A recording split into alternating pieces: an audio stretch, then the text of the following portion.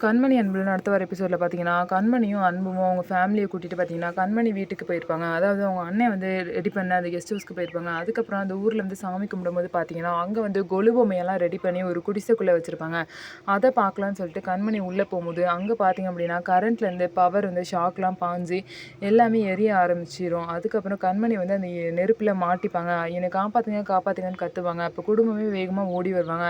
அதுக்கப்புறம் பார்த்தீங்க அப்படின்னா, அந்த மாரி அன்பு தான் வேகமா உள்ள ஓடி கண்மணிய வந்து உள்ளேருந்து தூக்கிட்டு வருவாரு. இருந்தாலும் கண்மணிக்கு பார்த்தீங்க அப்படின்னா, லைட்டா அங்கங்க தீக்காயம் பட்டு மயங்கி விழுந்துருவாங்க.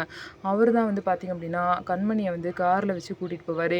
"கண்மணி உனக்கு ஒண்ணும் ஆகாது கண்மணி. ஒரு ஒரு நிமிஷம் கூட உன்ன விட்டுட்டு என்னால வாழ முடியாது" அப்படின்னு சொல்லிட்டு அழுதுகிட்டே கண்மணிய வந்து ஹாஸ்பிட்டலுக்கு கூட்டிட்டு போவாரு.